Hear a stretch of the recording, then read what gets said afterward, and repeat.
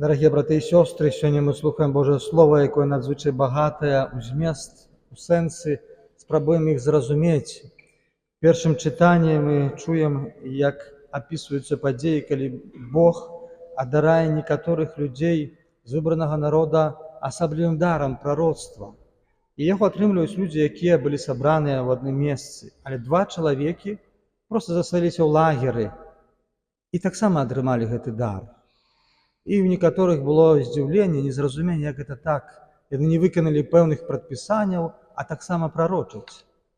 У Евангелі падобная сітуацыя. Мы чуем, апостол Ян прыходзіць да Езуса і кажа: мы бачылі чалавека, які ў твоё імя выганяў злых духаў, і мы яму забаранілі.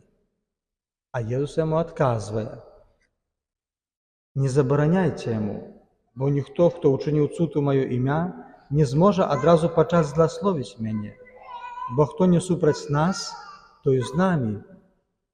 Дарагія браты і сёстры, вось мы бачым, Дух Святы хоча дзейнічаць там, дзе хоча, вее там, дзе хоча. Это часам чалавек спрабуе перавысіць свае паўнамоцтвы, свае кампетэнцыі. І адгэтуль з'яўляюцца пазней і раздзелы. Мы бачым добра, што хрысціянства падзеленае, ёсць розныя канфесіі, ёсць пратэстанты, праваслаўныя, католікі. Гэта ўсё прычына людской недасканаласці. Поэтому нам трэба звяртаць увагу именно на еднасць, тое, што нас аб'ядноўвае, тое, што нас не раздзяляе, а наадварот нас робіць адной сям'ёй дзяцей Божых. Бо што мы можам дзяліць у гэтым свеце? Кім мы можам сябе уявіць? Пан Бог стварыў нас падобнымі да Яго, да сябе самога, на свой вобраз і сваё падабенства. Ёсць такі жарт пра трох пастыраў, которые сабраліся. Адзін каталіцкі святар, другі пратэстанцкі пастыр і яўрэйскі раввін. Яны сабраліся і дыскутуюць моцна, тэалагічная дыскусія, спрачаюцца крэпка, як гэта, што зрабіць, каб на свеце запанаваў рэшце-рэшт супакой. І раптам сярод іх з'яўляецца анёл і кажа: што вы тут робіце, пра што спрачаецеся? Ну вось у нас такая тэма. І анёл тады кажа: паслухайце, ну скажыце вы адно якое-небудзь жаданне, выкажыце, я занясу вашу просьбу да Бога, Бог можа выканае яго. Ну якое ваше жаданне? Каталіцкі святар кажа: ну вось гэтыя пратэстанты настолькі нарабілі бяды, рэфармацыю вялі, змянілі ўсё, падзялілі касцёл. Ну лепш было б, каб іх не было наогул, казаў святар. Ну тады пытаецца анёл: ясна, а што вось вы скажаце у пратэстанцкага пастара? А пастар кажа: ну касцёл гэта такі закасцянелая структура, яны не хочуць змяняцца, вот ад іх усё таксама клопаты. Добра было б, каб іх не было на гэтым свеце, кажа пратэстанцкі пастар. Ну ясна, кажа анёл. Тады звяртаецца да раввіна і пытаецца: ну а вы што скажаце, у вас ёсць якое-небудзь жаданне? А раввін кажа: ну у мяне ніякага жадання так няма асабліва, але калі Бог выслухае гэтых двух шаноўных пастараў, то я буду вельмі шчаслівы. Браты і сёстры, гэты жарт, ён высмейвае вось такую вузкасць чалавека, завужанасць, абмежаванасць, который глядзіць толькі на сябе, на сваё, а не бачыць шырэй. Бо ўсе мы з'яўляемся людзьмі, і ўсе мы ходзім пад Богам і маем Духа Святого, які адорвае нас рознымі талентамі. Але не ўсё гладка бывае ў жыцці. Чаму? Таму што чалавек не дбае пра сваё духоўнае здароўе. Вось у другім чытанні мы чуем, апостол Якуб вельмі ясна нам кажа, і такія вострыя словы гаворыць зноў жа: багатыя, заплачце, загаласіце над вашымі няшчасцямі, што прыходзяць да вас. Багацце ваше згніло, і вопратку вашу патачыла моль. Золата ваше і срэбра паржавела. Апостол Якуб звяртае нашу увагу, каб мы не прывязваліся да часовых гэтых дабротаў, а звярталі ўвагу на тое, што ёсць самае важнае. І тое саме ў Евангелі Езус яшчэ больш рэзкія словы ўжывае. Ён кажа: калі спакушае цябе рука твая, адсячы яе. Лепш табе калекаю ўвайсці ў жыццё, чым з 2 рукамі ісці ў гіену, у агонь не пагасна. І так далей. Калі нага цябе спакушае, адсячы яе. Як нам зразумець гэтыя словы? Бо калі мы паглядзім на нашае жыццё, на нашыя грахі, то нам, пэўна, не хваціць ні рук, ні ног. Калі мы гэта ўсё будзем адцякаць, жыць не зможам.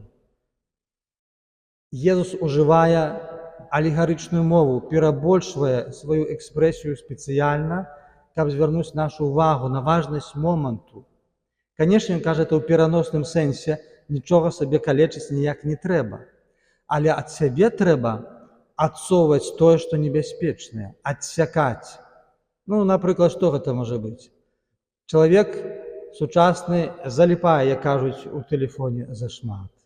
І вочы порціць, і часу не мае на сям'ю, на дзяцей, на жонку, на мужа, на старых бацькоў. У гульні гэтыя гуляе. Марнуе час. Значыць, што трэба адсекчы гэтую небяспеку, гэты тэлефон, ці там некаторыя праграмы, ці тое, што ён там глядзіць, што шкодзіць духоўнаму здароўю. Можа шкодзіць таксама іншы чалавек, кампанія. З кім сябруеш, якія людзі даюць прыклад. Это больш важна для моладзі, для дзяцей, канешне, але і для дарослых. Бо сур'ёзныя грахі з'яўляюцца з маленькіх крокаў паходзіць. Якія перапіскі, з кім мужчына або жанчына перапісваецца, розныя там тэксты, флірты і так далей, нявернасць потым ідзе. Разумеем, што трэба быць вельмі чуйным, вельмі асцярожным у тым, што тычыцца нашага духоўнага жыцця, такая духоўная дыета. Бо калі мы ідзем да доктара, які на нашае здароўе глядзіць, каб нас палячыць, допустим, у кагосьці цукру ў крыві зашмат, правда? І цукар у крыві, і ён пойдзе да доктара, то доктар ему парадзіць. Слухайце, вам трэба паглядзець, што вы кушаеце, што вы ясце, і калі ён раптам нап'ецца кока-колы зашмат, то гэта яму карысці не прынясе. Дыета, здаровы лад жыцця. І вось Езус мае на ўвазе вось гэтае, што тычыцца нашага духоўнага здароўя, нашай душы, каб мы таксама звярталі на гэту ўвагу. Ну і наступны момант, які ёсць у Евангеліі, сёння мы слухаем, Езус кажа: «Хто напоіць вас кубкам вады ў імя таго, што вы Христовыя, сапраўды кажу вам, не страціць сваёй узнагароды». Колькі такіх кубкаў, браты і сёстры, мне давялося ўжо выпіць у пілігрымках, па калядзе. Людзі вельмі шчыра вітаюць святароў. І хачу вам сёння падзякаваць за гэтыя жэсты, не толькі адносна там да мяне, я крыху працаваў у этой парафіі, да ўсіх святароў, якіх вы спатыкаеце на сваім шляху. Праўда, гэта вялікі дар, што у нас ёсць вы.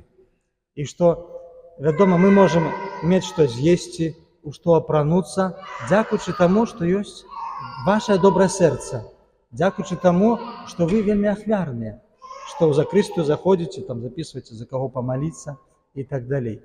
Вось не згубіць той чалавек сваёй узнагароды. Памятаю, калі вучыўся ў семінарыі, то адразу на першых курсах выкладчык казаў нам: «Хлопцы, не перажывайце, нават калі будзеце святарамі, пападзеце у бедную нейкую парафію, там, дзе не шмат людзей, памятайце, што ні адзін домінус вобіскум не памёр над пустой міскай». Домінус вобіскум – гэта на лацінскай мове «пан з вамі». Це слово, яке ми чуємо з вуснаў святара на кожнай святой імшы.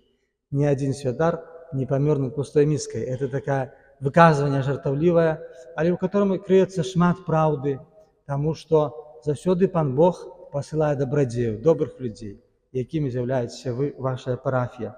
Поэтому, браты і сёстры, вось мы разам хочам ствараць гэтую сям'ю дзяцей Божых, падтрымліваючы адзін аднаго, адхіляючы ад сябе небяспекі, дапамагаючы адно аднаму, памятаючы, што Дух Святы, Ён валадарыць у нашым жыцці, каб мы разам ішлі да нябеснага валадарства.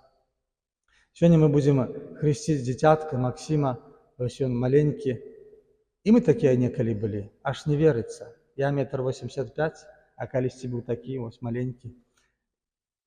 Дзіця, которое прыходзіць у свет, і яно мае толькі маму і папу.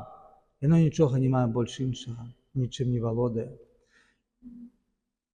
І калі адыходзіць з гэтага свету чалавек, учора ў парафіі быў цэлы набор сакраментаў і сакраменталій. хрост, шлюб і, на жаль, пахаванне. І гэты дзядуля, якога я хаваў, адышоў гэты свет таксама з пустымі рукамі, толькі маючы тое, што ён зрабіў, свае ўчынкі, што ён перад Богам можа паказаць. Дык вось няхай гэтая праўда дапамагае нам не забывацца, кім мы з'яўляемся, яка наша дарога жыццёвая і куды мы ідзем, а ўсе мы імкнемся да нябеснага валадарства. Амэн.